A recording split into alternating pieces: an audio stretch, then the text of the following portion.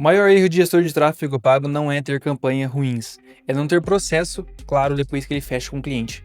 E exatamente por isso que a maioria nunca consegue escalar em faturamento, porque fechar cliente é até fácil. O difícil é você manter esse cliente na operação por longo tempo. E hoje eu vou te mostrar exatamente o que acontece dentro da minha agência depois que um cliente nos contrata.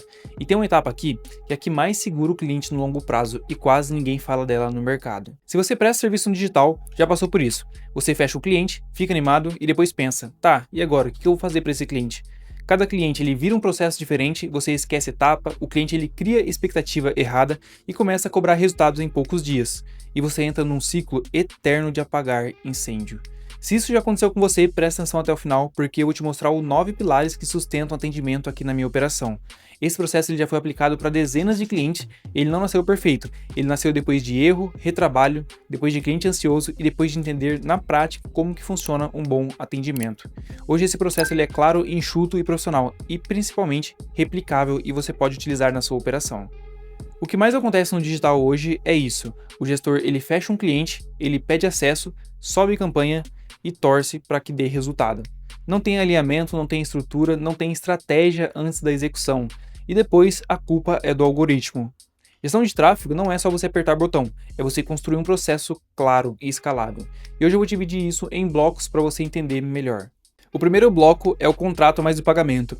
Depois que você fecha com o cliente, não é hora de você subir as primeiras campanhas, é hora de você formalizar essa parceria. A primeira coisa que você precisa é de um contrato, antes de pegar acesso, antes de qualquer trabalho.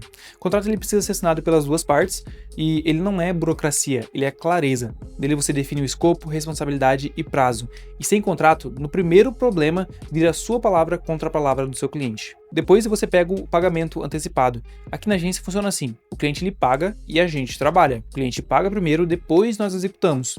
Isso muda completamente a relação entre prestador de serviço e cliente. Quando você começa a trabalhar antes de receber, você já começa pequeno na relação. Quando o pagamento ele vem antes, você já se posiciona como profissionalismo. E óbvio, isso evita muita dor de cabeça no futuro. O segundo bloco é o onboarding, que é o controle de expectativa. Depois do pagamento confirmado, nós agendamos um onboarding e essa é uma das etapas mais importantes que mantém o cliente no longo prazo aqui na operação. Porque aqui a gente explica a nossa metodologia de trabalho, mostra como funciona o nosso atendimento, define rotina, alinha expectativa de prazo, explica que tráfego é testes, nós criamos o grupo no WhatsApp, liberamos a pasta no Drive, enviamos o briefing. Se você não controla a expectativa do seu cliente na primeira semana, você com certeza vai apagar incêndio no segundo, terceiro, quarto mês. E o cliente ele não cancela só por falta de resultado, ele cancela por desalinhamento. O terceiro bloco são os acessos e revisão do setup. Na própria reunião de onboard, nós pegamos todos os acessos, Meta, Google, o que for necessário para a gente trabalhar.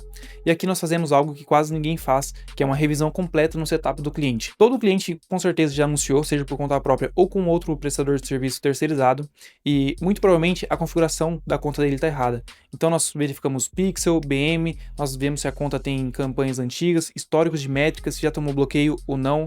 Se o cliente ele já anunciou antes, você não começa testando do zero, você analisa primeiro o que já foi testado e assim continua o resultado, continua o trabalho.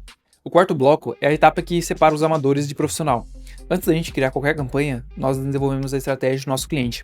E a estratégia, ela não é vou fazer uma campanha de conversão ou uma campanha de engajamento. A estratégia, ela envolve qual é o objetivo principal do negócio, qual é a oferta do negócio, se existe funil estruturado ou não, se a gente vai trabalhar topo, meio, fundos de funil, como que será a distribuição de orçamento, qual é a meta de CPA ou ROAS, qual é o plano de teste inicial. Quando o gestor cria uma campanha sem hipótese alguma, ele só está gastando de forma organizada. Sem estratégia, você só faz teste aleatório. Já com estratégia, você executa com direção, e isso dá segurança tanto para você quanto para o seu cliente. O quinto bloco é o briefing e criativos. Enquanto nós estruturamos a estratégia do nosso cliente, ele nos envia o briefing e criativos prontos. O briefing ele é essencial porque é onde a gente vai entender o produto, o público, o diferencial, a margem, a capacidade de entrega. Com essas informações, nós conseguimos mapear e desenvolver a estratégia certa personalizada para cada cliente. Depois de todo esse trabalho executado, aí sim vem o início das campanhas. E agora que a estratégia está pronta, os criativos estão prontos, o setup está revisado, nós iniciamos as primeiras campanhas. E aqui tem uma regra clara que é, nós não otimizamos campanhas antes de 7 dias, antes dos primeiros 7 dias. Todo gestor tem aquela ansiedade de mexer nas campanhas, de entregar resultado rápido para o nosso cliente, mas você precisa deixar o algoritmo trabalhar para você. Ele colher as primeiras métricas e entender o que faz sentido ou não para a conta do seu cliente. Se você já começa a mexendo nos primeiro, segundo, terceiro dia, a campanha ela não desempenha da forma que tem que ser. O sétimo bloco são os feedbacks semanais. Depois que as campanhas estão rodando, não significa você sumir da vista do seu cliente. Semanalmente nós enviamos direcionamento estratégico para o nosso cliente sobre o que estamos fazendo na conta dele, por mais que seja estamos coletando os dados essa semana. O cliente ele não pode se sentir no escuro. Pensa comigo, ele está pagando você para investir no negócio dele, é o dinheiro dele que você está investindo, então ele precisa de um direcionamento sobre o que está acontecendo. O oitavo bloco são os relatórios mensais. Mensalmente nós apresentamos relatório estruturado para o nosso cliente. Nós mostramos o que foi feito, o que não funcionou, o que funcionou, os próximos passos, tudo isso porque gera clareza e confiança do nosso cliente em nós. E a confiança, ela nos mantém o contrato ao longo do tempo. O cliente ele não cancela com você porque não teve resultados em 7 dias. Ele cancela porque ele não entende o que está acontecendo, qual é o trabalho que está sendo realizado. E o último bloco são as otimizações do dia a dia. Depois que você já executou todo esse trabalho anteriormente, você faz os testes criativos, testes de público, escala o que funciona, corta o que não funciona, mas tudo isso dentro de um processo, porque o processo ele não vai te engessar, ele vai te organizar e a te ajudar a ser produtivo para crescer. Se você não tem isso nada estruturado, cada cliente novo vira uma atenção diferente, mas quando você tem um processo claro, você deixa de ser um freelancer improvisado e começa a operar como uma agência, como um profissional. E gestão de tráfego não é só você subir campanhas, é sobre construir estrutura e estrutura que te permite escalar. Agora eu quero saber de você, qual desses pilares você ainda não aplica no seu atendimento, na sua operação?